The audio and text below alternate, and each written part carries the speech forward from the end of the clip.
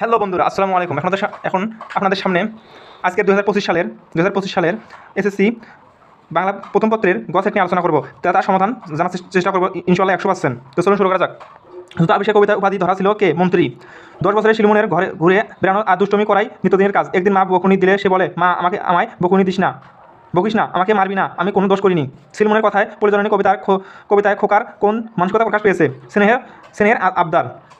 উক্ত প্রকাশভঙ্গির ভিত্তি হবে 1 আর 3, মায়ের অসত্য এবং শৈশবের দুরন্তপনা। তারপরে তোমাকে পাওয়ার জন্য হে স্বাধীনতা কবিতায় কেষ্ট দাসের পরিচয় কোনটি? জোয়ান কৃষক। সুভার জীবন চরিত্রের সাথে প্রকৃতির সাদৃশ্য কিসের? বেদনায়।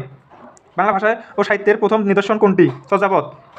গ ও বুঝে যায় প্রাণহীন দৃষ্টি কথাটি দিয়ে কক্তরুয়া উপন্যাসে যা বোঝানো হয়েছে? 1 আর 3, বিবেকহীনতা, দৃষ্টিহীনতা, মনুষ্যত্ব। একবার 3টি হবে। ঘ নাম্বার। উদ্দীপকে পরে 8 ও 9 নং প্রশ্নের উত্তর দাও। লামিশা একটি টিয়া পাখি খাঁচায় রেখে পোষ মানাতে চেয়েছিল। আদর যত্ন ভালোবাসা দিলেও পাখিটি পোষ মানে না। অবশেষে পাখিটির সঙ্গী উড়ে এলে তার সাথেই লামিশা টিয়া পাখিটি চলে যায়, উড়ে দেয় আর কি। তাহলে উদ্দীপকে বর্ণিত সাদৃশ্য দিক বহিবীর নাটকের কোন চরিত্রে বিরাজমান? তাহেরা। খ নাম্বার, তাহেরা হবে।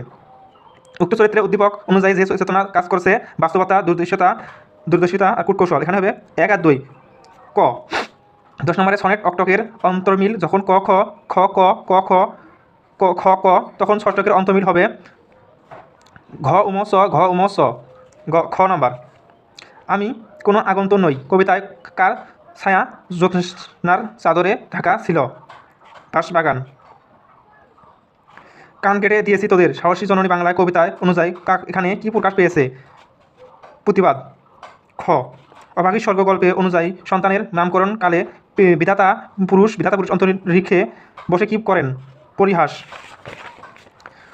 নদীর তলে খুঁজে দেখো কাকতাড়ুয়া উপন্যাসে বুধা এ কথাটি কার প্রসঙ্গে বলেছিলেন? মিঠুর। তুমি সুন্দর তাই সে থাকি প্রিয় সে কি মোর অপরাধ কথাটি নিমগাছ গল্পে কোন চরিত্রের সাথে সাদৃশ্যপূর্ণ? লক্ষ্মীবউর সাথে। ঘ মানুষ কবিতায় ভুখারি কতদিন ধরে অভুক্ত ছিল? 3 দিন ধরে। ক আমাটি ভেপু গল্পে সর্বজয়া চরিত্রে প্রকাশ পেয়েছে রুট মায়ের দুরন্ত শাসন, পল্লী মায়ের শাশ্বত রূপ, মমতাময়ী মায়ের স্বভাব সুলভ ব্যবহার। এখানে হবে 1 আর 3। খ রূপ মায়ের সন্তান শাসন আর হবে মমতাময়ী মায়ের স্বভাব সুলভ ব্যবহার। অধিবে পরে 18 নং ও 19 নং প্রশ্ন উত্তর দাও।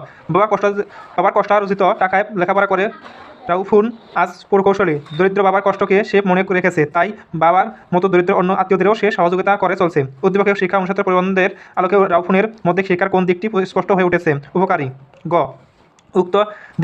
উক্ত দিক আমাদের শেখায় মানুষ হতে, মানবিক হতে, ধনী হতে। উত্তর হবে 1 আর 2। ক হরপন মোল্লা কাকে বলে? যে সকল কাজ করতে পারে বা যে সকল কাজেই। ঘ মমতাদি প্রাণপণ চেষ্টা কি জয় করেছে? মন জয় করেছে। ঘ বহিবিদ তাহেরাকে কাছে পেতে যার আশ্রয় নিয়েছিলেন? ধর্মীয় বিয়ের দোহাই, অসত্যের সুযোগ নে হুমকি ধামকি ও আদর আবদার। এখানে হবে ক ধর্মীয় বিয়ের দোহাই, অসত্যর সুযোগ। আয় রে ভাই আয়, আমি তুমি আমরা হয়ে যাই কথাটিতে কাকতাড়ুয়া উপন্যাসে কোন চেতনা প্রতিফলন ঘটেছে? ঐক্য। গ ছোট গল্পের ধারণা এসেছে কোথায় থেকে? পাশ্চাত্য সাহিত্য। ক নিয়তি গল্পে লেখকের বাবা কুকুরটিকে মেরেছিল কেন? ঘ কুকুরের কষ্ট সহ্য করতে না পেরে। আধুনিক শিক্ষার কর্মশালা স্রোত বলতে বোঝানো হয়েছে? খ 1 আর 3 কি পড়া সাহিত্যের প্রতি আসক্তি এবং অনুদিত সাহিত্যের প্রতি আকর্ষণ। উদ্দীপকটি পরে 27 নং প্রশ্ন উত্তর দাও। এক বৃদ্ধ নবী করিম সাল্লাল্লাহু আলাইহি সাল্লাম চলার পথে কাঁঠা পুঁতে রাখত। কিছুদিন ওই পথে কাঁঠা না দেখে মহানবী সাল্লাল্লাহু আলাইহি সাল্লাম বৃদ্ধার বাড়িতে গিয়ে অসুস্থ দেখে নিজে হাতে পানি পান করিয়ে তাকে সেবা করে আসেন। উদ্দীপকের ঘটনাটি মানুষ মোহাম্মদ সাল্লাল্লাহু সাল্লাম প্রবন্ধে মহানবী সাল্লাল্লাহু সাল্লাম এর যে বিষয়টি ইঙ্গিত করে সেবা শুশ্রূষা। বঙ্গবাণী কবিতায় মারফত শব্দটি কী অর্থে ব্যবহৃত হয়েছে? সত্যের সাধনা মর্মী সাধনা। এখানে হবে মর্মী সাধনা। জীবন সঙ্গীত কবিতায় কবি মানুষকে কাজ করতে বলেছেন কেন?